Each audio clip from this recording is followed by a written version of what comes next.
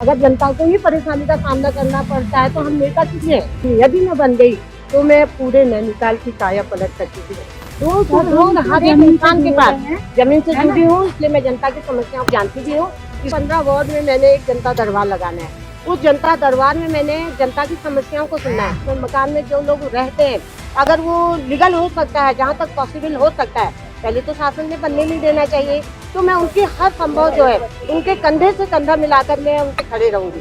नमस्कार दोस्तों, मेरा नाम है नितिन कुमार और आप देख रहे हैं ऑनलाइन हिंदुस्तान न्यूज। जैसा कि आप सब जानते हैं, नगर पालिका परिषद के चुनाव को लेकर माहौल काफी गर्म है। साथ ही सभी राजनीतिक पार्टियां अपनी अपनी दावेदारी पेश कर रही हैं। साथ ही सभी प्रत्याशी भी मैदान में उतरे हुए हैं। तो हमारे साथ मौजूद है इस समय अध्यक्ष पद हेतु उम्मीदवार दीपा मिश्रा जी। तो चलिए इनसे कुछ बातचीत करते हैं और जानते हैं कि इनकी चुनाव को लेकर तैयारियां कैसी हैं। तो मैम, चुनाव को लेकर आपकी कैसी तैयारियां चल रही हैं? क्या क्या आपके मुद्दे हैं जो आप जनता के बीच से लेके उठे हैं?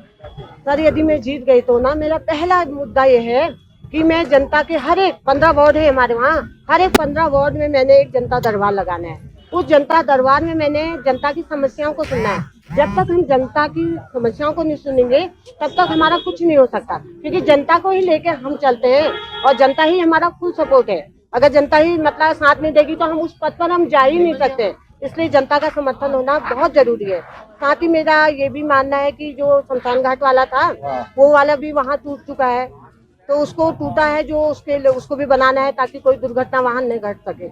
और साथ साथ में मुझे शहर की पूरी व्यवस्था करनी है, झील को भी अपना साफ करना है। साथ आपने देखा होगा कि जो इन्होंने घर पहले जो शासन द्वारा टूटे हैं तो उसका मलबा नहीं सूख पाया है। अगर मतलब मैं बन के आ गई तो मेरा पहले वो रहेगी, वरीयता रहेगी कि मुझे उस मलबे को हटाना है ताकि लोगों को आने जाने में परेशानी का सामना न करना पड़े। और जो भी मतलब उनकी अपनी जो जमीन उनमें मकान में जो लोग रहते हैं, अगर वो लीगल हो सकता है, जहाँ तक पॉसिबल हो सकता है, पहले तो शासन ने बनने नहीं देना चाहिए। तो मैं उनकी हर संभव जो है उनके कंधे से कंधा मिलाकर मैं उनके खड़े रहूंगी।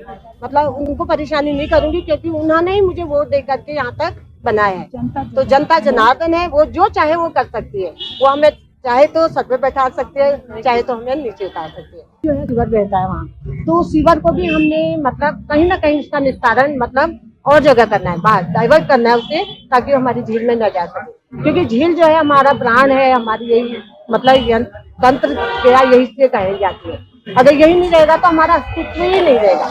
अब नैनीताल का अस्तित्व आप जानते हैं ना, हमारे झील से ही नैनीताल का अस्तित्व है। साथ ही आपने देखा होगा जो हमारा शमशान घाट वगैरह है, वो शमशान घाट ऐसा हो गया है जहाँ मतलब डेड बॉडी जब ले जाते हैं तो उसमें लकड़ियां जाती हैं।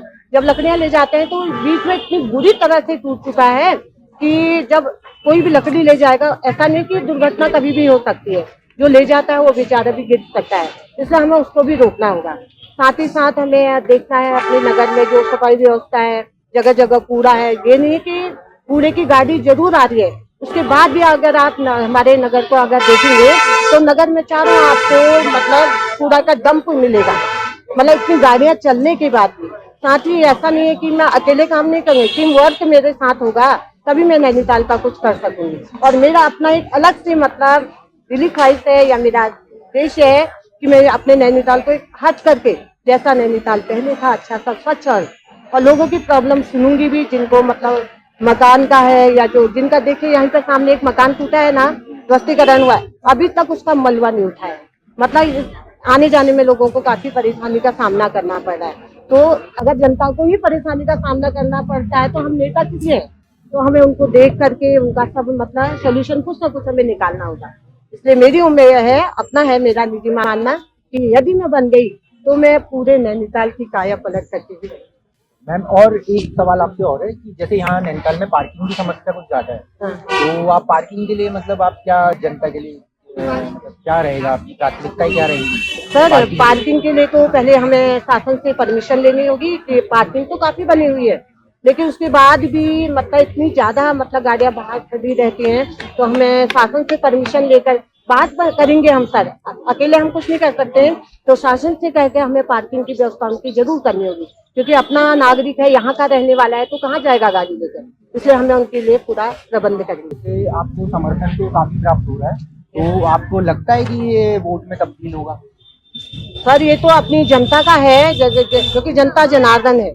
कि वो जिसको अच्छा चाहेंगी, देखो समर्थन मुझे भी मिल रहा है, अगर बाहर वालों को भी मिल रहा है, जिसको भी मिल रहा है, लेकिन ये जनता है ये किसको वोट कब देगी ये तो वही जानती है कि जो स्वच्छ है, जिसकी मतलब छवि साफ है और जो साफ है, कभी योग्य है और 2 बार मेंबर रह चुकी हूँ, और जो कभी वो मुझे लगता है मुझे वो सपोर्ट जरूर करेंगे। मतलब मेरा सर ये तो जनता देखेगी ना, ये जनता का है, ये जनता देखेगी कि 2 बार मेंबर बन चुकी हैं और दोबारा इनको चेयरमैन जरूर बनाना चाहिए, क्योंकि ये तो सब चीज से परिचित है, नगर पालिका से परिचित है, इनमें अनुभव है। तो हम भी इसीलिए समर्थन कर रहे हैं कि जो मतलब जिनको अनुभव नहीं है आप उनको चेयर में बैठा देंगे तो 5 साल तो समझने में ही निकल जाएगा।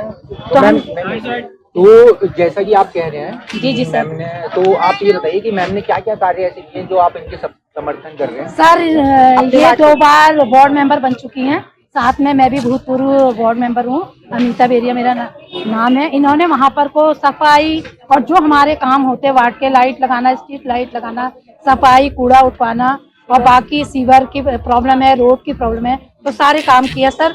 तभी जनता ने इनको 2 बार चुना है और तीसरे बार इनको जनता ने चुन करके चेयरमैन पद के लिए इनको खड़ा किया है। तो सर मैं पूरा समर्थन देती हूँ सर कि हमारी नगर पालिका में जो अनुभवी लोग आए जो फटाफट हमारा काम हो जाए।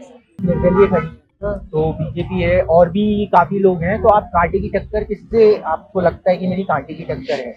सर मुझे तो कांटे की टक्कर किसी ने, देखो मुझे अपने को लेके चलना है और अपने साथ जनता को लेके चलना है। मुझे ये नहीं देखना है कि मेरी किसके साथ कांटे की टक्कर है, मुझे ये देखना है कि मैं अपने में सक्षम हूँ, इसलिए मैं उसके आधार पर चलती हूँ, कांटे की टक्कर के आधार पर नहीं। हमारे साथ अध्यक्ष पद हेतु उम्मीदवार दीपा मिश्रा। मैं डोर टू डोर जो भी जाती हूँ मैं पैदल जाती हूँ, मैं डोर टू डोर हर एक इंसान के पास जमीन से जुड़ी हूँ, इसलिए मैं जनता की समस्याओं को जानती भी हूँ, इसलिए मैं उनके घर घर जाकर पैदल जाती हूँ। आप किसी से भी पूछ लीजिएगा, और तो जनता मुझे अपना भरपूर प्यार भी दे रही है, समर्थन भी दे रही है। तो जैसा कि आप देख रहे थे, ये थी हमारे साथ अध्यक्ष पद की उम्मीदवार दीपा मिश्रा जी।